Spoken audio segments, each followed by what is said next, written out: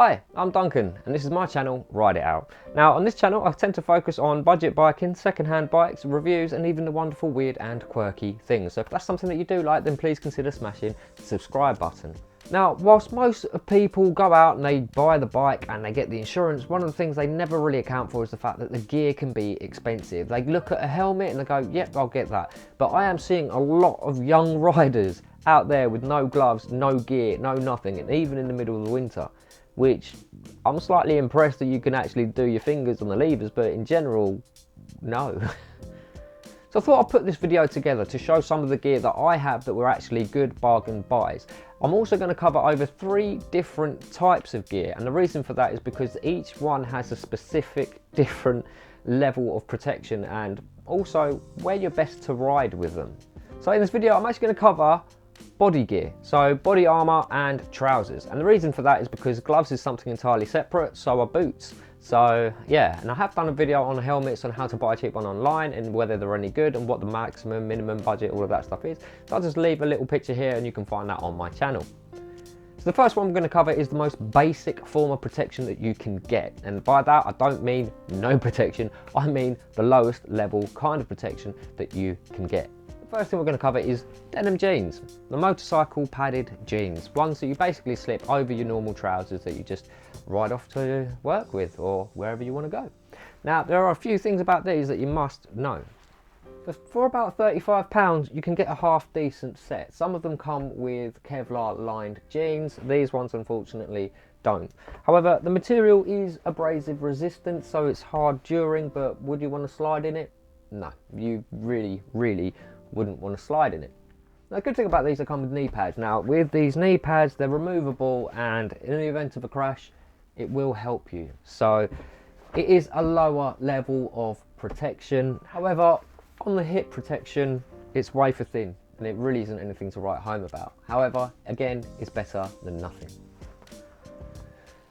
So the motorcycle jeans end up being roughly between £35 to £55 that you can find on eBay. Now the more you spend, the better, because the higher price ones do come with a Kevlar lining around the crotch and around your bum, which, you know, if you come off in the event, that's actually a bonus. But at the same time, the sizing of them, they usually tend to be really tight around the waist. So if say you were a 32 inch waist, I'd probably go up another 2, because they tend to be a little bit tight around the crotch area.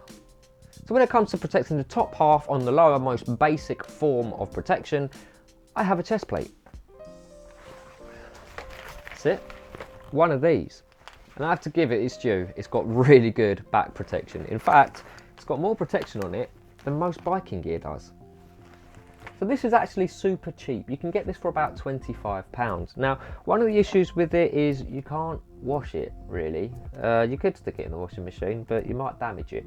However, it's just basically like a rollerblade padding, which, as you can imagine, is a lower form of protection. It's not as good as protection as you'd actually expect, but again, it's better than nothing. The good thing about this is if you get clothes that are about 2 sizes bigger for you, it will just go over it and you will hide the whole motorcycle thing a little bit more if you're just trying to look a bit more casual and that's the kind of style that you're going for.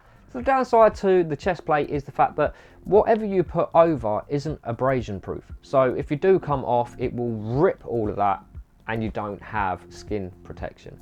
However, does that make that useless? No. If you're a rider who rides mainly in the city or in towns or low speeds, or, you know, between 30 to 40 mile an hour zones, you just need impact protection, because you're probably most likely not going to be going at a speed where you're going to have much of a slide. But to stop a massive impact, you're going to want to have padding. So that's the most basic level and form of protection that you can get on a motorcycle. And again, it's not super expensive, and for £75 roughly, give or take, maybe 80, you can have that.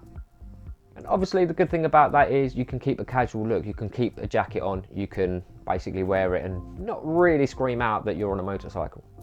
So the next level up that I personally find to be a really good purchase, textiles. Why textiles? Well, you can get them for about £80 on a suit, matching top and bottom. It's actually a really smart looking jacket. Now what I don't have is my thermal inliners. It did actually come with a thermal inliner, and I will give it its due. It fits in really nice. It's nice and easy to take out, so even if it gets hot and it's the summertime, you still have air pocket holes that you can open up. Honestly, this was one of the best bargain buys I've ever done on eBay, and at £80 it was brilliant. And the other thing to notice was actually that all these extra little bits of grey are actually reflective tape, so again you're bouncing back light to be a bit more visible. They also come with a pair of trousers. Now these trousers are actually quite warm, they're also quite comfortable. There is a patch on the bottom here that just adds a little extra grip. Mine's a little bit ripped, but I took this on Enduro because, yeah, so I put this through a hell of a lot of abuse, and honestly it's taken a lot of abuse, so understand this is a bit of old gear, and if you're looking for something to get you through the season, then this is really ideal. Again, it's only £80, so it's definitely worth it. The other really good part is that the back here zips and connects to the top. Is it a full wraparound on around the waist? No, but again, for £80, it's just, yeah, you really can't go wrong. And all the padding in this was actually decent, a nice thickness in the thighs as well.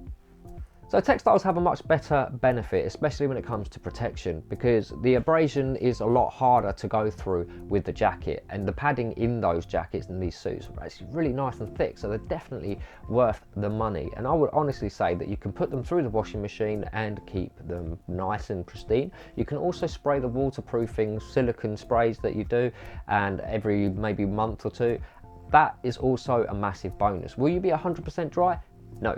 However, will you be warm and mildly wet? Probably, but it's budget gear. But for the money, it is spot on. So the next thing we are going to cover are leathers. Yes, that's right, it's the most expensive one that you can actually go out and get, but it does provide the best protection. So if you follow this channel for a bit, you know that I don't particularly always go for brands. Now, this is a little bit weird because I have RST trousers. Yes, RST leather trousers. Now I know what you're thinking, that must have cost an arm and a leg. Well, no, because the other options you have when it comes to buying motorcycle gear is buying second hand. Now I actually bought these as worn once. I ended up getting a pair of brand new RST leather trousers for £50, and they'd literally only been worn once, as clean and immaculate. So yeah, all these scuffs now because I do a lot of miles. You also notice that on some leather trousers you have like a Velcro patch. You can get these cheap knee sliders for about £10 on eBay.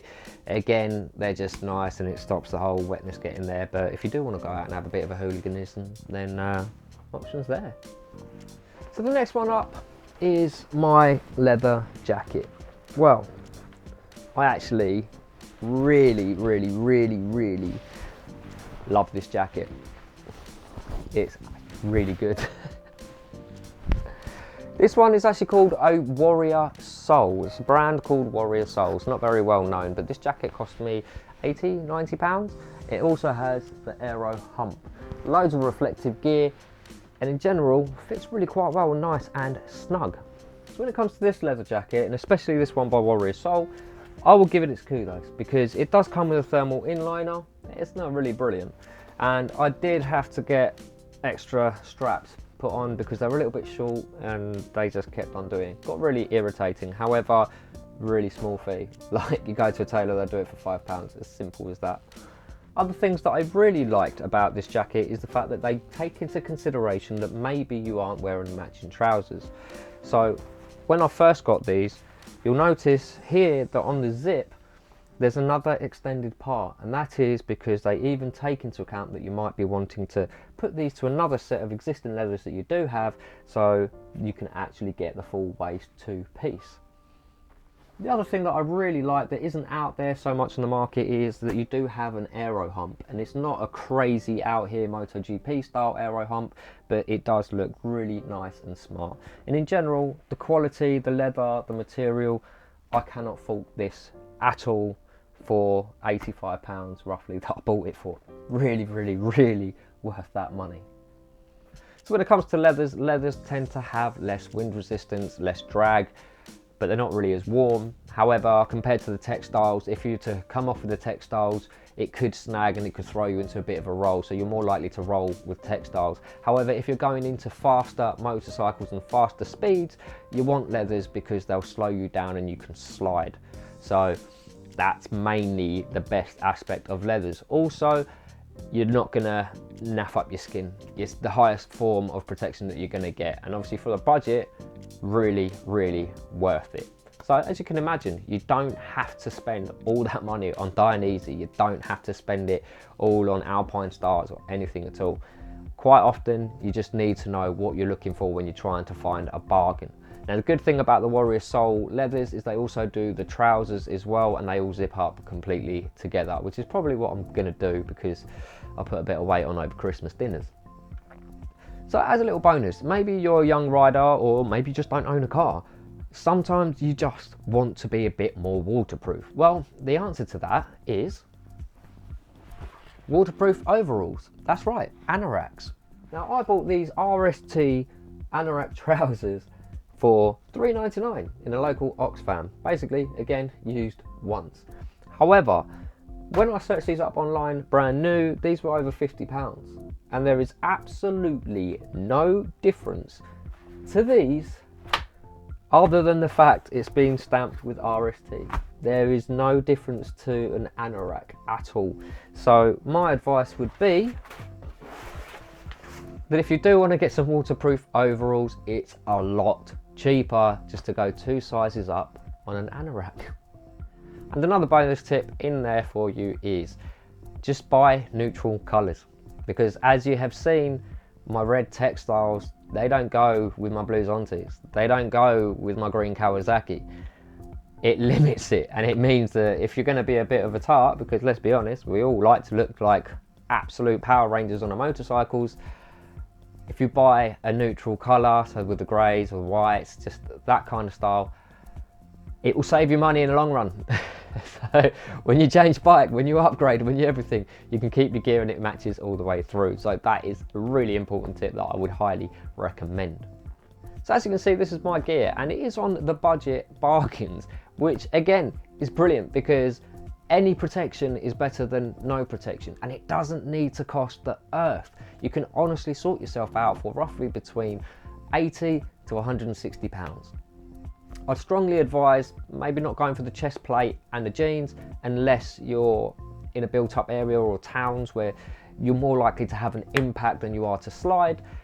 And if you do ride in all weather conditions, especially through the winter, or maybe you do a bit more adventure and you want something a bit more warm or resilient and weather resistant, then I'd definitely recommend the textiles.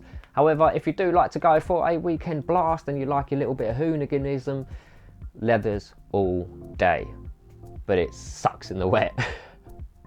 So there you have it, that's my gear, and it's all nice, budget and friendly. So if you do like any of this content, then please give it a thumbs up, and if you can, smash the subscribe button. It will really help the channel grow. But until next time, ride it out.